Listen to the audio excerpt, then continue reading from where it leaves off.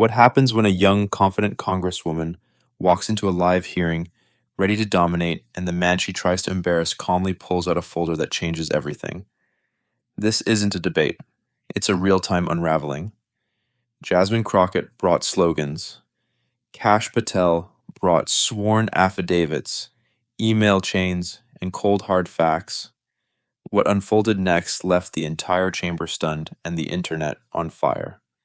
If you're tired of political theater and want to see what happens when the truth takes center stage, don't look away. This is the story America's been waiting for, and it all started with one quiet folder. The marble corridors of the U.S. Capitol were quiet, but inside room 2141, the chamber of the House National Security Committee, a different kind of storm was brewing. It was just past 10 a.m., but millions of Americans were already glued to their televisions and live streams. The day's hearing wasn't routine. This was set to be a showdown. The topic: data integrity, digital leaks, and alleged misuse of classified systems. But no one really tuned in for the policy details. They tuned in because Kash Patel and Jasmine Crockett were about to collide, and everyone knew it. As cameras rolled and the C-SPAN logo faded to the lower corner, the door on the right opened. Kash Patel, former Pentagon official and national security strategist, entered the room with deliberate calm. He wore a sharply tailored gray suit and carried a single black leather briefcase, no entourage, no fanfare.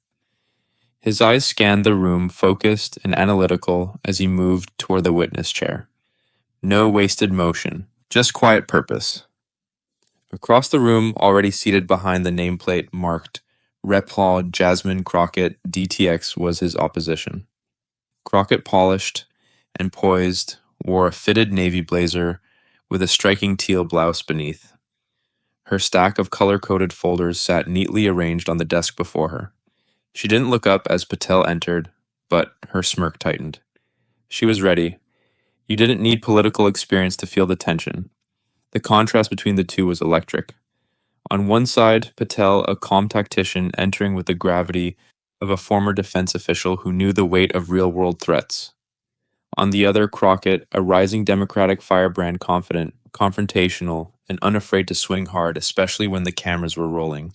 The room was packed. Members of Congress lined the curved dais. Journalists filled the press rows. Aides shuffled papers behind the scenes. But it was the silent audience at home, watching in living rooms, and veterans' halls across America that would define how this moment was remembered. They weren't just here for politics, they were here for truth. Chairwoman Green gavelled the hearing into session. Microphones clicked on, cameras zoomed in. Jasmine Crockett leaned slightly forward, lips pressed into a purposeful line. Patel opened his briefcase slowly, one hand resting on a single tabbed folder. They hadn't spoken yet, but everyone watching could sense that this wasn't going to be business as usual. This wasn't a hearing, this was a clash, and somewhere in that split second before the first word was spoken, the battle line was drawn. Not between parties, but between two worldviews, one built on bold rhetoric, the other on quiet documentation. The clock started ticking. The silence, just moments after Chairwoman Green tapped the gavel and opened the hearing. Representative Jasmine Crockett leaned into her microphone, shoulders squared, voice sharpened like a courtroom blade. There was no preamble, no soft opening, just fire. Mr. Patel, she began, her tone clipped and combative. You didn't come here to testify today. You came here to distract. And I'm here to make sure the American people aren't fooled. Her voice cut through the chamber like a siren. Kash Patel didn't flinch. He sat motionless, eyes locked, one hand still resting calmly on the folder he hadn't yet opened. Crockett continued her words, gaining speed, strength, and volume with every syllable. You used your role in the Department of Defense not to protect this nation, but to manipulate internal systems, shield political allies, and protect billionaire interests while undermining our national cybersecurity posture. A murmur rippled through the room. From the left side of the chamber, Democratic staffers nodded silently. A few supporters in the audience clapped lightly, fueling Crockett's momentum. But on the right side, where conservative aides and veterans sat stone-faced, the energy shifted. Eyebrows raised, arms crossed. The first rumble of disapproval began to build. Crockett wasn't fazed. In fact, she leaned harder into the moment, knowing the cameras were fixed on her. Let's stop pretending Mr. Patel is here as an expert. He's not.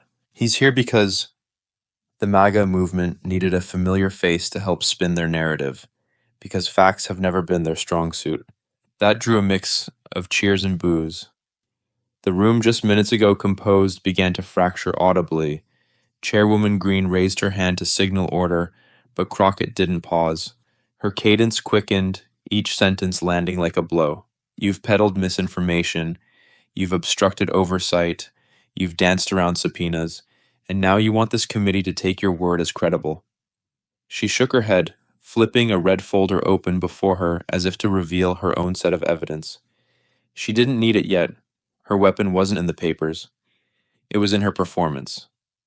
I find it offensive that someone with your record is seated as a witness before this committee. Frankly, Mr. Patel, you shouldn't be testifying here today. You should be under investigation. That line hit like a hammer. Half the chamber erupted in applause, Democrats, progressive aides, young activists seated near the back. But the other half, the veterans, the career staffers, the older officials who had worked through real intelligence threats, began to grumble audibly. Some shook their heads.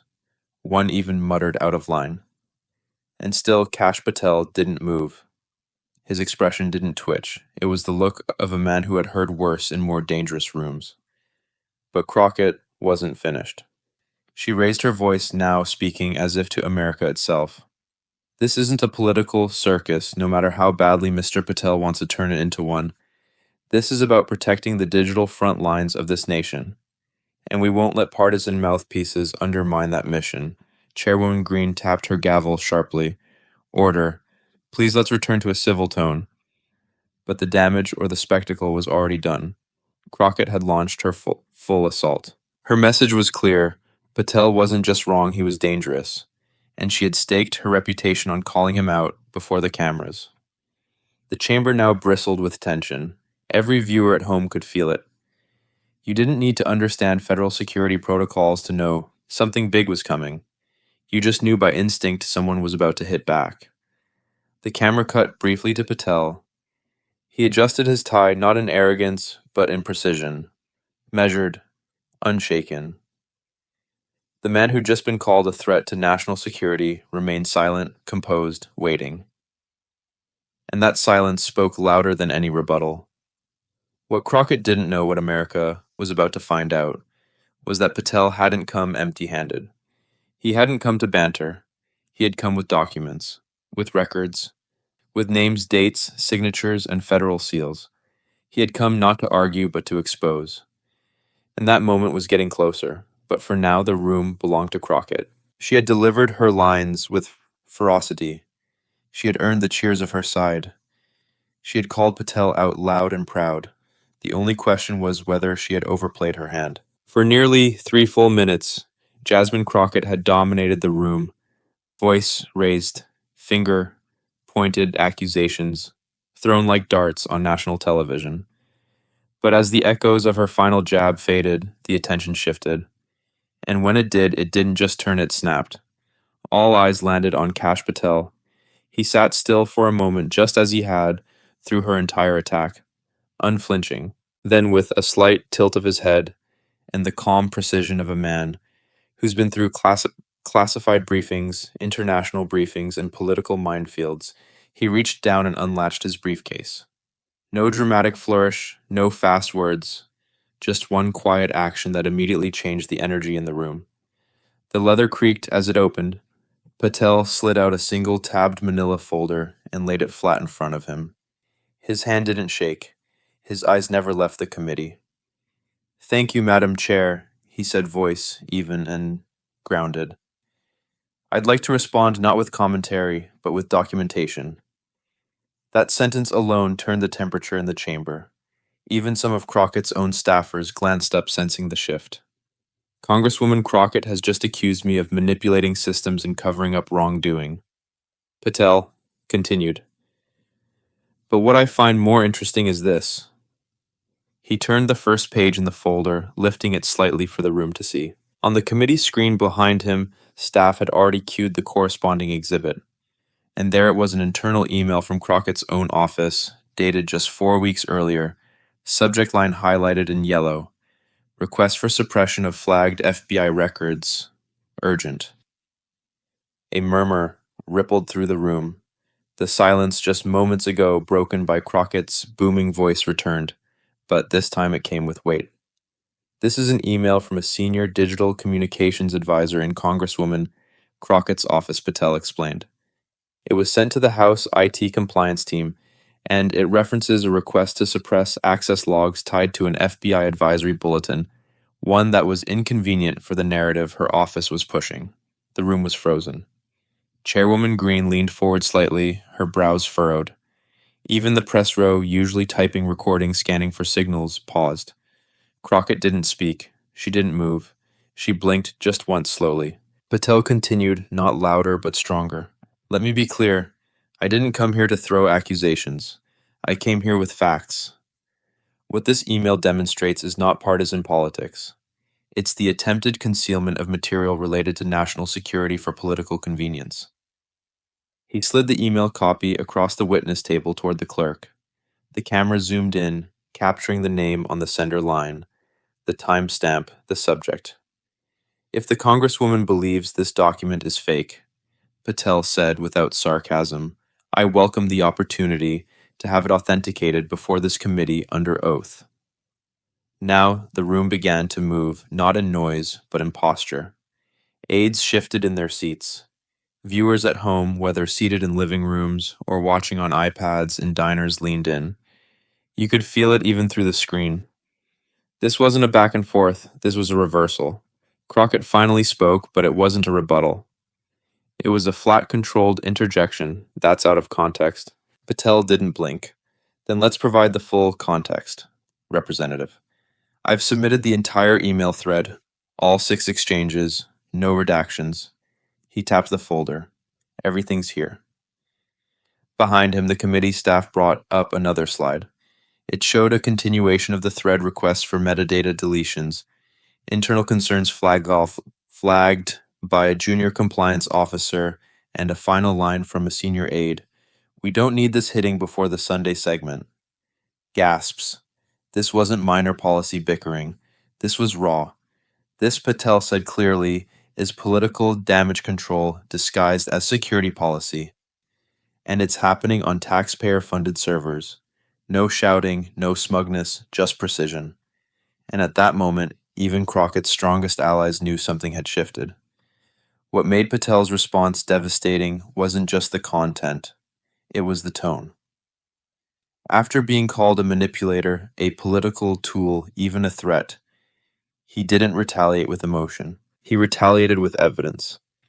And for viewers, especially older Americans raised on courtroom integrity rules of evidence and the value of a paper trail, it hit deep. This wasn't a soundbite. This was a blow with a timestamp. Chairwoman Green broke the silence. Mr. Patel, please submit all documents into the record. We will verify the authenticity and already done. Madam Chair, he said calmly, the originals have been submitted digitally and hard copies are with your staff. Then for the first time, Patel leaned back slightly. He wasn't gloating. He was just done for now. The camera panned across the room. Crockett stared forward, hands clenched, her expression unreadable. Her opening attack had been powerful, rhetorical, emotional, fiery. But Patel had responded with a 3-page email thread and collapsed her entire premise. That's what made the moment unforgettable. He hadn't raised his voice. He hadn't gestured. He hadn't even looked at her directly. He simply opened a folder and reclaimed the room. For every viewer watching it was the kind of moment you didn't expect to see in Washington anymore. No theatrics, no spin, just a reminder that sometimes in the halls of power, a quiet fact is louder than 1,000 words. And what viewers were now asking themselves was simple. If this was his first document, what else was in that folder? For the first time since the hearing began, Jasmine Crockett didn't have a ready answer. And in a room built on performance, that silence said more than any speech could. Just minutes earlier, She had controlled the narrative, firing accusations, commanding the room, and staking her political credibility on a blistering takedown of Kash Patel. But now Patel had countered, not with outrage or insult, but with receipts, literal ones. Emails, threaded, time-stamped, unedited, documents from her own office projected in full view of the American public, and now it was her turn to speak. She cleared her throat visibly slower than before. That email is being taken out of context, she said, voice noticeably tighter. It doesn't say what Mr. Patel is implying. It wasn't the same tone as earlier. Gone was the courtroom thunder. What replaced it was defensive, measured, and slightly off balance. She didn't look at Patel. She didn't look at the chair. Instead, her eyes flicked sideways to her aide just for a second. But the cameras caught it. In fact, everyone caught it. That glance, the silent cue of uncertainty, was enough to tell the country something had shifted. She wasn't attacking anymore. She was dodging. And on social media, that's when the hashtags exploded. #receipts. Reddy was already trending from Patel's moment just 5 minutes prior. But now a new one surged across Twitter, Truth, Social, and YouTube. Comment threads, Jasmine Crockett, Wobble, dozens of clips were already circulating side-by-side shots of Crockett at the start of the hearing, bold and confident, now paired with a screen grab of her stunned expression as Patel slid the email across the desk. TikTok videos began popping up within seconds, using slow zooms, dramatic piano music, and captions like, "When you realize he actually brought the receipts." But back inside the chamber, the tension wasn't funny. It was thick. Chairwoman Green asked if Crockett wished to expand her rebuttal. Crockett blinked again, longer this time, and nodded. The internal discussion was about managing misinformation tied to unrelated digital traffic. Not FBI reports, she said, trying to regain footing. Mr. Patel is twisting a procedural email into a conspiracy. But even as the words left her lips, the atmosphere told another story. The clarity that had powered her earlier delivery was gone. Now every phrase sounded filtered through damage control. Patel didn't even respond. He didn't have to. His work for the moment was done. It was Crockett who had the floor and the burden. What was fascinating for viewers, especially older Americans who'd seen countless hearings, testimonies, and news spectacles, was how subtle, yet devastating, the shift had been. This wasn't a meltdown. There were no tears, no shouting, no walkout. It was something far more powerful, a visible loss of control. And seasoned eyes knew it when they saw it. Her voice didn't crack, but her message did. Her posture didn't collapse, but her momentum did. And perhaps most revealing of all, she stopped interrupting. Earlier in the session, she had cut in multiple times, pressing Patel, defying procedure, using her voice like a weapon. But now, even when Chairwoman Green invited her to challenge the documents, she hesitated. "We'll provide our own timeline later," she said vaguely. "There's more to this than what was presented. More, maybe. But in Washington, timing is everything." And right now, the room and the country was watching what had been presented. The camera panned briefly to the audience. Even some neutral observers, former staffers, tank researchers, retired intelligence analysts in attendance, began scribbling notes or shaking their heads. You could feel that Crockett's narrative wasn't just under fire, it was losing altitude. At home, thousands of viewers, especially those old enough to remember the Watergate hearings, the Iran-Contra drama, or the 9/11 Commission, recognized the feeling. This was a pivot point, the exact moment when confidence transforms into defensive and defense into delay.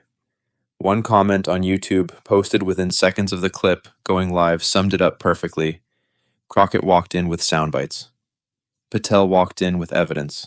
And now she's walking on eggshells. Still, Crockett tried to recover. She reached for another document from her own folder, her hand steadier now, but it was too late to reframe the moment.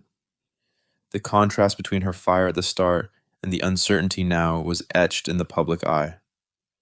And the worst part, she knew it. Because this wasn't just about Patel anymore. It was about her, her staff, her digital trail, her name on an email thread that no one expected to see on national television. The public had come expecting a verbal brawl, but what they got was far more compelling a slow unraveling, and they couldn't look away. What made it so gripping wasn't that Crockett had no answers, it was that she hadn't anticipated the questions. And in politics, as in law leadership or life, that's a mistake that doesn't go unnoticed. As her mic went silent and the chair turned toward Patel once more, the audience, both in the chamber and across the country, felt it. This wasn't over. It was just beginning, and if Patel had that in his first folder, what else was coming? Silence had returned to the chamber, but it wasn't the same silence as before. It was heavier now, laced with the quiet recognition that something irreversible had just happened. Jasmine Crockett's earlier deflection had landed flat. Her once commanding presence had begun to fray, and for millions watching across America, it was clear Kash Patel wasn't finished. Not even close. Still seated in his chair, Patel didn't adjust his tie, didn't lean forward, didn't change tone. He simply reached back into his folder methodically like a surgeon preparing for the next incision. His hand emerged with a second document, this time a sworn affidavit. He held it up calmly, then gave a simple nod to the technician behind the committee screen. The lights dimmed slightly as the projector hummed to life again, casting Patel's next move into full public view. This, Patel said clearly, is a sworn statement from a former congressional digital compliance advisor, someone who worked directly under the oversight of Representative Crockett's team. The document is notarized, the language is unambiguous. The room froze. Patel read aloud in a closed-door strategy meeting on September 3rd, 2024. Representative Jasmine Crockett stated, and I quote, "Delete it. We don't need that data hitting the feed before the midterms." The words were like a lightning bolt. Gasps rippled across the audience. The press gallery jolted to attention. Typing stopped. Phones went up. Crockett sat motionless only for a beat. Then came the break. For the first time since the hearing began, she interrupted, but not with control, not with clarity. Her voice shot up mid-sentence. That meeting was confidential and that person isn't credible. Chairwoman Green banged her gavel, sharp and swift. "Representative Crockett," she said sternly, "you'll have the opportunity to respond in full, but Mr. Patel has the floor." Crockett recoiled, visibly rattled. The damage was done. Patel didn't respond to her outburst. He didn't gloat. Instead, he continued, same measured cadence, same unshakable focus.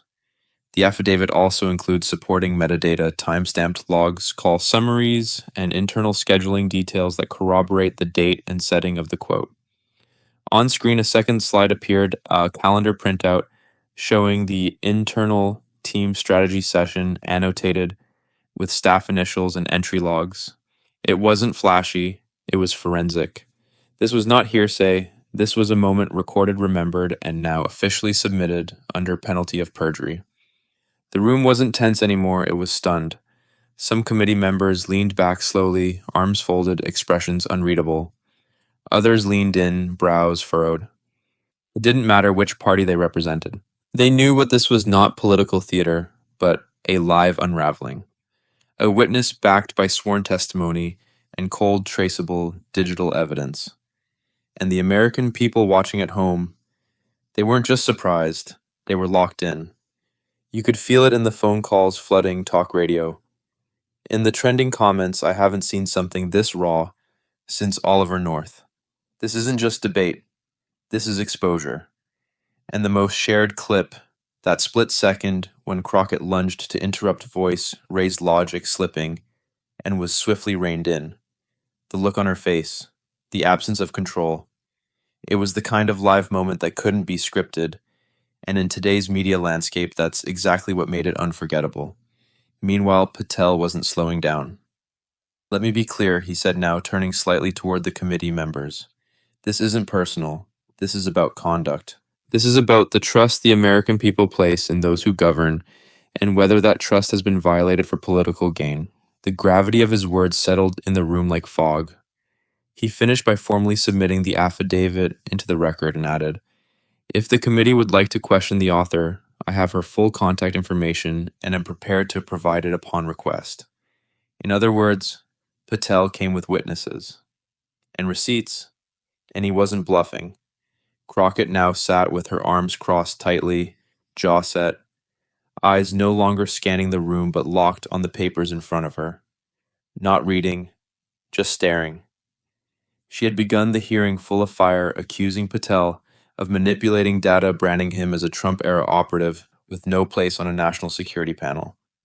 But Patel hadn't responded with a defense. He responded with documentation and then with testimony from someone who once worked for her.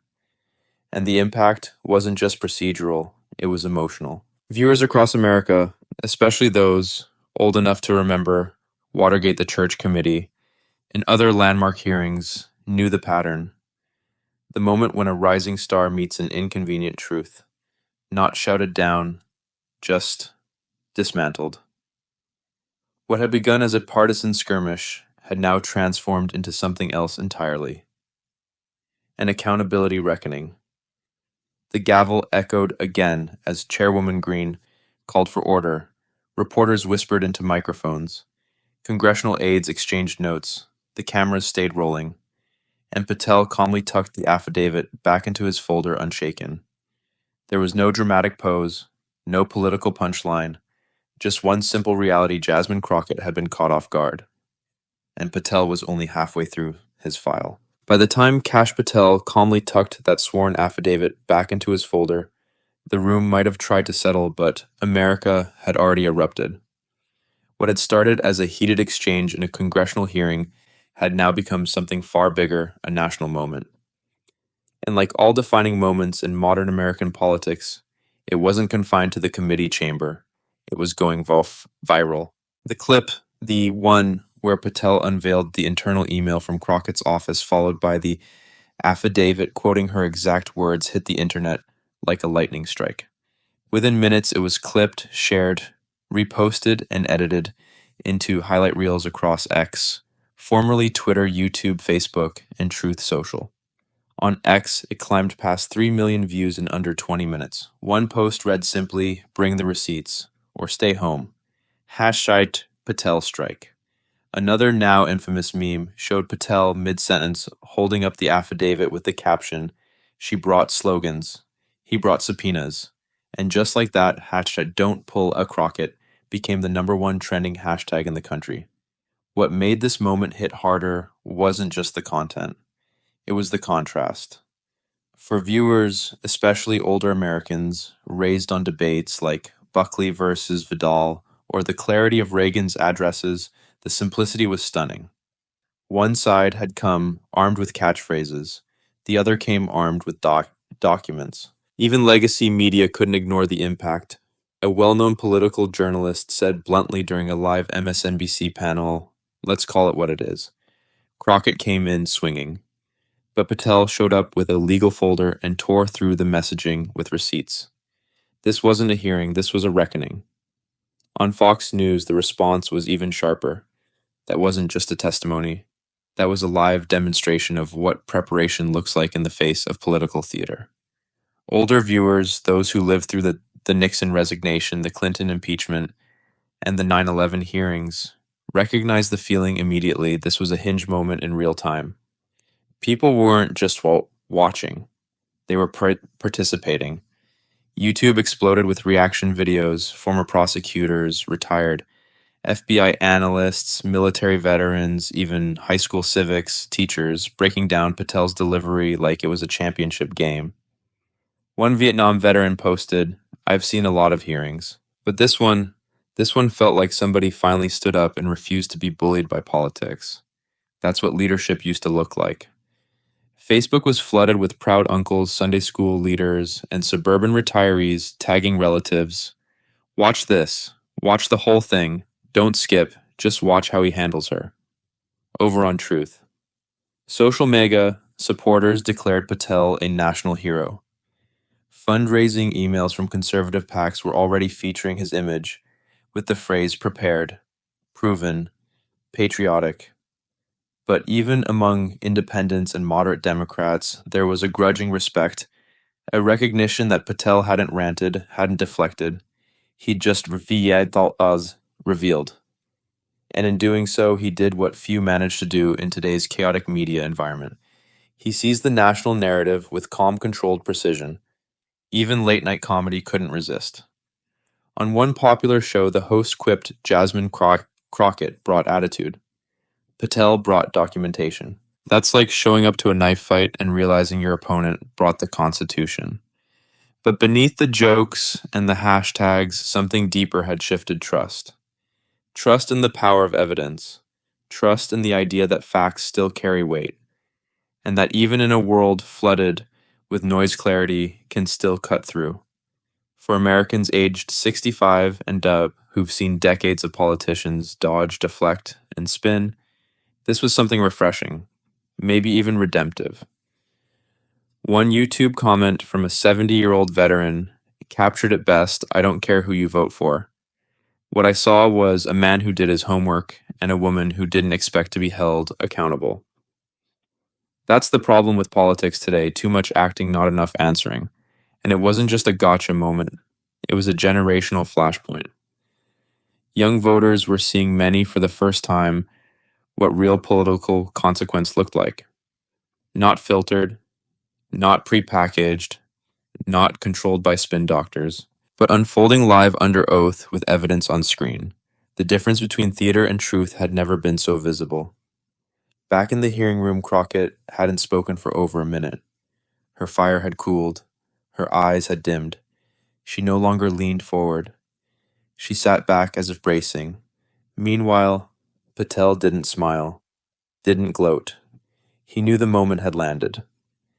But he also knew it wasn't about the moment. It was about what came next. Because this wasn't just a flash of political entertainment. This was a shift in momentum, trust, and tone. The kind of moment people don't just watch once. They watch again, and again, and they share it, and they remember. By now, the room wasn't just listening, it was holding its breath. For 13 minutes, Kash Patel had done the unthinkable in Washington. He silenced the noise. Not through outrage, not through volume, but through something that felt almost foreign in modern politics, proof, poise, and principle. And now, as the final seconds of his testimony approached, Patel leaned forward one last time. No raised voice, no smugness, just a steady, unwavering look at the committee and through the camera to the American people. We don't need more performance in Washington, he said. We need more truth. His words didn't echo, they landed. In a hearing that had started with slogans and spectacle, Patel had turned the tables with documentation, evidence, and a tone that said, I didn't come to play. I came to tell the truth. He continued, voice calm but firm. If the people we elect aren't willing to face facts, if they dodge accountability when evidence is placed right in front of them, then maybe they don't belong representing this country. It wasn't partisan, it was foundational. And in that moment, millions watching at home, especially older Americans, who still believe that integrity matters, sat a little straighter in their chairs. Patel didn't point fingers. He didn't have to. The contrast had already spoken volumes. Crockett had launched the hearing with fire and flair. But over the course of 15 minutes, her confidence had crumbled under the weight of her own record. And now she had nothing left to say. Literally. She didn't respond. She couldn't. The camera cut to her face, once vibrant with confidence, now pale, blank, and quietly blinking. Her right hand clenched the edge of her folder. Her jaw tensed, but no words came. Because when you've been outmatched by your own trail of evidence, silence is all that's left. The chamber, too, was silent for just a moment longer, and then it happened. Applause. Not a political cheer, not a partisan roar, but a slow rising, respectful applause. Not for sides, not for sound bites, but for substance. For someone who came prepared. For truth. Even a few members of the committee, Democrats and Republicans alike, nodded or clapped lightly. Not necessarily because they agreed with Patel's politics, but because they couldn't argue with what they had just seen. Truth, after all, doesn't ask for agreement. It demands recognition. And that's exactly what this moment had become. A reckoning not just for one representative, but for a political culture increasingly allergic to accountability. The viral clips didn't matter anymore. The hashtags were already cemented in internet history. But what Patel left the country with was something deeper as standard. And in that closing statement, he gave voice to something millions of Americans have been longing to hear, that truth is not optional in a republic, that documentation outweighs dramatics, and that integrity still belongs at the table no matter how unpopular it becomes. As the cameras slowly zoomed out, the image that stayed with the nation wasn't of Patel celebrating or Crockett unraveling. It was this: a quiet man closing a folder, a loud room going silent, and a country realizing that the truth, when calmly and clearly delivered, still holds power. For the viewers at home, especially the generation that remembers Vietnam hearings, Watergate, and C-SPAN marathons that shaped national consciousness, this wasn't just political theater, it was a return to form, a reminder that Washington didn't always have to be about sound bites, that sometimes the adults in the room still show up, and Patel had shown up not for himself, but for a principle. He didn't need to tell the country he'd won that hearing. The evidence had already done that. What he gave them instead was a message that still echoes: don't send people to Washington to perform. Send people who will show up, do the work, and bring the truth with them. The hearing ended with procedural notes and scheduling reminders, but no one remembered that part. They remembered the folder, the affidavit, the silence, the applause, and they remembered a woman who underestimated her opponent because she thought the cameras were the only thing that mattered. But Kash Patel proved otherwise. Sometimes it's what you bring in the folder, not what you say into the microphone, that defines everything. And that perhaps was the real victory. By the time the congressional hearing officially adjourned, the real story had already left the room. The applause still echoed faintly in the chamber, but outside, in living rooms, diners, churches, VFW halls, and coffee shops across America, the shockwaves were just beginning to spread. This wasn't just another headline. This wasn't a clip that would be forgotten by noon. This was a national reckoning, and the country knew it. Within an hour, Patel's testimony was the top trending video on YouTube X, formerly Twitter, and Facebook. News outlets scrambled to re-air full segments. Radio shows interrupted planned coverage to dive in, and the hashtags only grew louder. Kash Patel moment, Kash receipts, not rhetoric. Kash, don't pull a Crockett. But more than any meme or tag, what stuck was the feeling, the clarity of it. For viewers who'd sat through 1,000 noisy political performances, this hearing had cut through the fog like a searchlight. He brought proof. She brought slogans. The truth did the rest. One retired Marine commented on X, "I've sat through war room briefings less tense than that hearing." Patel didn't shout. He didn't grandstand. He just opened a folder and America listened. In small towns from Ohio to Montana, folks gathered at diners, rewinding the YouTube video to the moment Patel dropped the affidavit. Grandparents shared clips with their grandkids. Veterans compared it to the last time they'd seen a politician actually come prepared. On college campuses, the reaction was different, but just as intense. A political science professor at the University of Virginia told his students, "This is why you do the reading. This is why facts matter." Crockett underestimated him because she thought performance would win. But Patel understood something deeper: records don't blink. The quote went viral. From that moment on, students, staffers, and seniors alike repeated a new phrase: "Next hearing bring Patel energy." And that wasn't just about politics anymore, it was about a standard, about substance, about walking into a room ready not to be loud, but to be right. In a small Missouri church, a Sunday school teacher printed out Patel's final quote and taped it to the bulletin board. "Don't send people to perform. Send people who bring the truth with them." At a Florida retirement community, a discussion group gathered the next morning to talk through the hearing. One Navy vet stood up and said, "That wasn't left or right. That was real." And real is rare in Washington. Even late-night satire had to acknowledge the moment. A comedian on national TV admitted, "We were all ready to roast Patel," but then he pulled out That folder, like a silent assassin of spin, you don't come back from that unless you've got your own receipts. And Crockett didn't. And maybe that's the real lesson. In a world full of distractions where every screen flashes opinion, every post screams for attention, what Patel proved is that quiet clarity still carries weight. That the truth, when calmly delivered with proof in hand, doesn't just defend itself, it defines the room. This wasn't about Kash Patel being a hero.